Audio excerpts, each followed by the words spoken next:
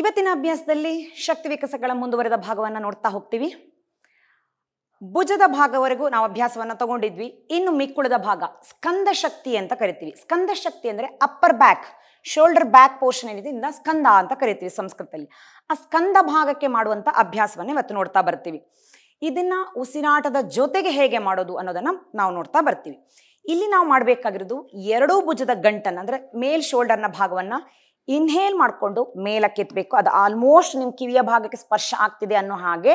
ಮತ್ತೆ ಎಕ್ಸೇಲ್ ಮಾಡ್ಬೇಕಾದ್ರೆ ಕೈಯನ್ನ ಜೋತು ಬಿದ್ದ ಕೈಗಳು ಅಂದ್ರೆ ಬಲಹೀನ ಕೈಗಳಿಟ್ಕೊಂಡು ಶೇಕ್, ಕುಲುಕಿಸ್ತಾ ಕುಲುಕಿಸ್ತಾ ಕುಲುಕಿಸ್ತಾ ಕೆಳಗೆ ಬಿಡ್ತಾ ಇದೀವಿ. ಇನ್ಹೇಲ್ ಮೂಗಿನ ಮೂಲಕ ಫೋರ್ಸ್ ಆಗಿ ಎಕ್ಸೇಲ್ ಬ್ಲಾಸ್ಟ್ ರೀತಿಯಲ್ಲಿ ಎಕ್ಸೇಲ್ ಅನ್ನ ಮಾಡ್ತಾ ಮಾಡ್ತಾ ಕೈಯನ್ನ ಕುಲುಕ್ತಾ ಕುಲುಕ್ತಾ ಕೆಳಗಿಳಿಸ್ತೀವಿ. ಎಕ್ಸಲೇಷನ್ ಕಂಪ್ಲೀಟ್ ಆಯ್ತು ಅನ್ನೋವಾಗ ಕೈ ಎಲ್ಲಿವರೆಗೆ ಆಗುತ್ತೋ ಅಲ್ಲಿವರೆಗೆ ಶೇಕ್ ಮಾಡ್ತಾ ಇರಬೇಕು. ಮತ್ತೆ ಪುನಃ ಇನ್ನೊಂದು ಬ್ರೆತ್ ಅನ್ನ ತಗೋಬೇಕು, ಮುಂದುವರಿಸಬೇಕು. ಮಾಡ್ತಾ ಹೋಗೋಣ.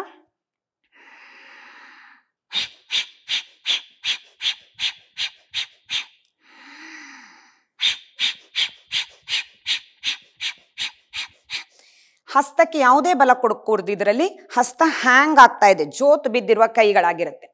ಇದನ್ನೇ ಇನ್ನೊಂದು ರೀತಿಯ ಉಸಿರಾಟ ಅಂದ್ರೆ ಕಾಕಿ ಪ್ರಾಣಾಯಾಮ ಅಂತ ಅಭ್ಯಾಸ ಇರುತ್ತೆ. ಆ ಕಾಕಿ ಪ್ರಾಣಾಯಾಮದ ರೀತಿಯಲ್ಲಿ ಉಸಿರಾಡ್ಕೊಂಡು ಕೂಡ ಈ ಅಭ್ಯಾಸವನ್ನ ತಗೋಬಹುದಾಗಿರುತ್ತೆ. ಇಲ್ಲಿ ಮಾಡ್ಬೇಕಾಗಿರೋದೇನು, ಬಾಯಿಯನ್ನ ಬೀಕ್ ತರ ಮಾಡ್ಕೊಂಡು, ಕೊಳವೆ ತರ ಮಾಡ್ಕೊಂಡು ಬಾಯಿಯಲ್ಲಿ ಶ್ವಾಸವನ್ನ ತುಂಬಿಸ್ಕೊಂಡು ಅಲ್ಲಿ ಚಿನ್ನನ್ನ ಲಾಕ್ ಮಾಡ್ಕೊಂಡು ಅಂದ್ರೆ ಜಾಲಾಂಧ್ರ ಬಂಧ ಅಂತ ಕರಿತೀವಿ. ಚಿನ್ನ ಕೆಳಗಡೆ ಲಾಕ್ ಮಾಡಿ ನಿಲ್ಲಿಸ್ಕೊಂಡು ಮೂಗಿನ ಮೂಲಕ ಫೋರ್ಸ್ ಆಗಿ ಎಕ್ಸೇಲ್ ಶೇಕ್ ಮಾಡ್ತಾ ಇರ್ಬೇಕಾದ್ರೆ ಮೂಗಿನ ಮೂಲಕ ಎಕ್ಸೇಲ್ ಮಾಡ್ತಾ ಹೋಗುವಂತದ್ದಾಗಿರುತ್ತೆ. ಸೊ ಇನ್ಹೇಲ್ ಕಾಕಿ ಬಾಯಿಯ ಮೂಲಕ,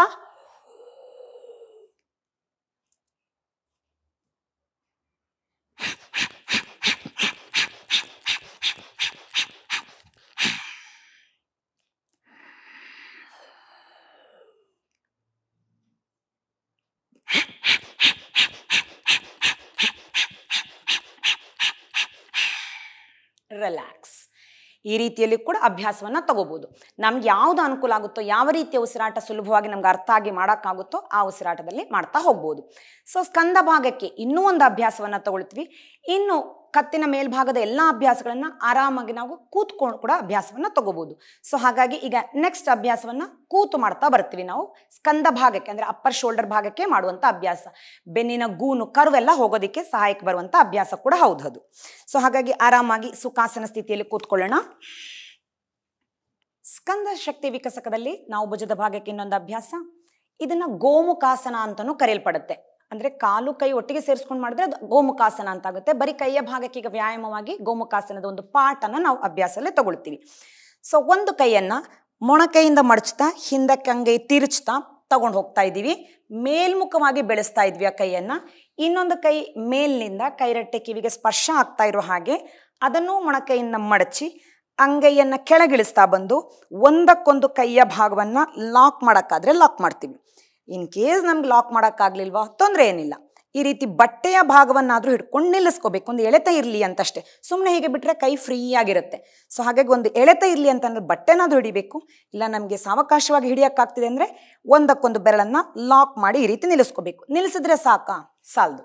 ಈ ಮೇಲಿರೋ ಮೊಣಕೈಯನ್ನು ಆದಷ್ಟು ತಲೆಯ ಹಿಂಭಾಗಕ್ಕೆ ತಗೊಂಡೋದ್ರೆ ನೋಡಿ ಬೆನ್ನು ಗೂನಿರೋದು ಹೋಗುತ್ತೆ, ಎದೆ ವಿಶಾಲಗೊಳ್ಳುತ್ತೆ, ತೆರೆದು ನಿಲ್ಲುತ್ತೆ. ಹಾರ್ಟ್ ಪ್ರಾಬ್ಲಮ್ ಕೂಡ ಬಹಳ ಚೆನ್ನಾಗಿರೋ ಅಭ್ಯಾಸ ಇದು. ಮತ್ತು ಮಕ್ಕಳಲ್ಲಿ ಹೆಚ್ಚಿನವರಲ್ಲಿ ಅಂದರೆ ತುಂಬ ಹೈಟ್ ಇದ್ದೀವಿ, ಟಾಲ್ ಇದ್ದೀವಿ ಅಂದವರು ಆಟೋಮೆಟಿಕ್ಕಾಗಿ ಬೆನ್ನನ್ನು ಹೀಗೆ ಗೂನ್ ಮಾಡ್ತಾರೆ. ಮಕ್ಕಳಲ್ಲಿ ಗೂನಿನ ಸಮಸ್ಯೆ ಇರುತ್ತೆ. ಸೊ ಅದು ಕೂಡ ಹೋಗ್ಸೋಕ್ಕೆ ಈ ಅಭ್ಯಾಸ ಬಹಳ ಸೂಕ್ತ ನೋಡಿ. ಸೊ ಇದೇ ಅಭ್ಯಾಸ ಇನ್ನೊಂದು ಕಡೆಗೆ ಕೂಡ ಮಾಡ್ತಾ ಬರ್ತೀವಿ. ಹಾಗೆ ಇನ್ನೊಂದು ಕೈ ಮೇಲಕ್ಕೆ ಮತ್ತೆ ಲಾಕ್, ತಲೆ ಹಿಂದಕ್ಕೆ ಮೊಣಕೈ ಗಂಟನ್ನು ತಂದು ನಿಲ್ಲಿಸ್ಕೋಬೇಕು.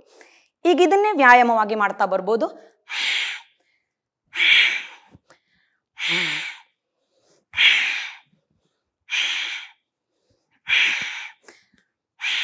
ಈ ರೀತಿ ರಿಪೀಟೆಡ್ ಮೂಮೆಂಟ್ರಿಂದ ಕೈಯ ಬೊಜ್ಜಿನ ಸಮಸ್ಯೆ, ಕೈರಟ್ಟೆಗಳ ಬೊಜ್ಜು ಕೂಡ ನಿವಾರಣೆ ಆಗಕ್ಕೆ ಸಹಾಯಕ್ಕೆ ಬರುತ್ತೆ.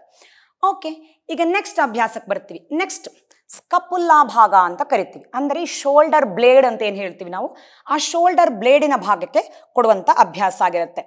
ಇದನ್ನು ಹಂಸಫಲಕ ಅಂತಲೂ ಸಂಸ್ಕೃತದಲ್ಲಿ ಕರೀತಾರೆ. ಸೊ ಆ ಭಾಗಕ್ಕೆ ಕೊಡ್ತಾ ಬರ್ತೀವಿ. ಕೈಗಳನ್ನು ನೀಳವಾಗಿ ಚಾಚ್ಕೋಬೇಕಿಲ್ಲಿ. ಮೊಣಕೈ ಗಂಟು ನೇರವಾಗಿರಲೇ, ಅಂಗೈ ಹೊರಕ್ಕೆ ತೆರೆದಿರಬೇಕು. ಹಿಂಗೆ ಬೆರಳುಗಳು ಮೇಲ್ಮುಖವಾಗಿರಬೇಕು. ಇನ್ಹೇಲ್ ಮಾಡ್ತಾ ನೋಡಿ ಶೋಲ್ಡರ್ ಬ್ಲೇಡನ್ನು ಹಿಂದಕ್ಕೆ ಎಳಿಬೇಕು, ಮಜಲನ್ನು ಜಗ್ಗಬೇಕು. ಮತ್ತೆ ಫೋರ್ಸ್ ಆಗಿ ಜರ್ಕಿಯಾಗಿ ಮುಂದಕ್ಕೆ ತಳ್ಳಿ ನಾರ್ಮಲ್ ಎಕ್ಸಿಸ್ಟಿಂಗ್ ಪೊಸಿಷನ್ಗೆ ತಂದು ನಿಲ್ಲಿಸಬೇಕು.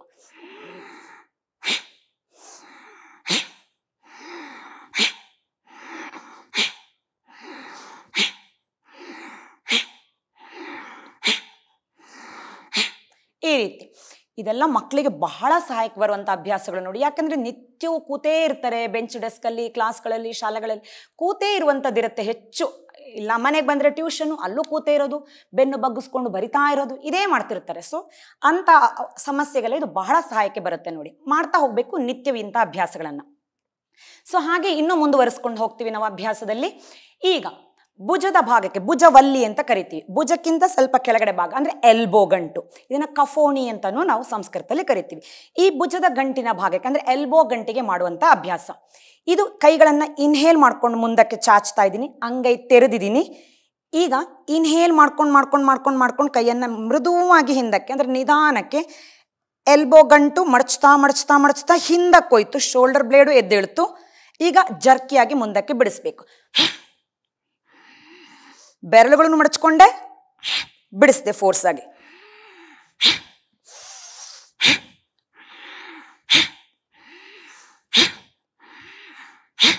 ಇಲ್ಲಿ ಕೈ ಅಗಲ ಆಗಬಾರ್ದು, ಹೀಗೇನೇ ಹಿಂದಕ್ಕೆ ಹೋಗ್ಬೇಕಾಗಿರುತ್ತೆ, ಅದು ಬಹಳ ಮುಖ್ಯ.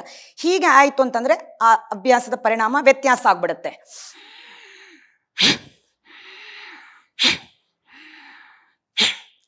ರಿಲ್ಯಾಕ್ಸ್. ಓಕೆ, ಭುಜದ ಭಾಗಕ್ಕೆಲ್ಲ ತಗೊಂಡ್ವಿ. ಈಗ ಮುಂದಿನ ಅಭ್ಯಾಸ ಕೈಯ ಭಾಗಕ್ಕೆ ಕೊಡ್ತಾ ಬರ್ತೀವಿ. ಕೈಯಲ್ಲಿ ಅಂಗೂಲಿ ಬೆರಳುಗಳ ಭಾಗಕ್ಕೆ, ಅಂಗೂಲಿ ಭಾಗಕ್ಕೆ ಅಭ್ಯಾಸವನ್ನು ಕೊಡ್ತಾ ಬರ್ತೀವಿ. ಕೈ ಬೆರಳುಗಳ ಗಂಟುಗಳನ್ನೆಲ್ಲ ಇನ್ಹೇಲ್ ಮಾಡಿ ಟೈಟ್ ಮಾಡೋದು, ಬಿಡಿಸೋದು.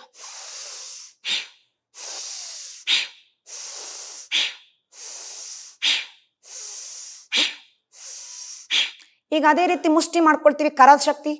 ಕರ ಭಾಗಕ್ಕೆ ಕರಶಕ್ತಿ ವಿಕಸಕ ಅಂತ ಕರಿತೀವಿ.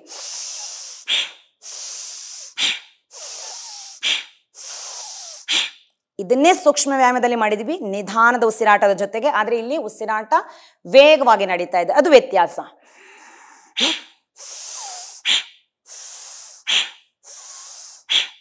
ಈಗ ಅದರಲ್ಲೇ ಇನ್ನೊಂದು ವಿಧವನ್ನ, ಕೈಯ ಸಹಾಯ ತಗೊಂಡು ಹಸ್ತದ ಬೆರಳುಗಳನ್ನ ತೆರೆದಿದ್ವಿ, ಹಿಂದಕ್ಕೆ ಜಗ್ಬೇಕು.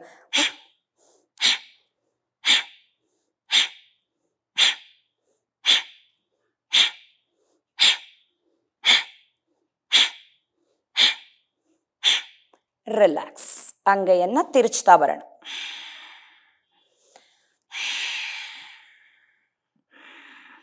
ರಿಲ್ಯಾಕ್ಸ್.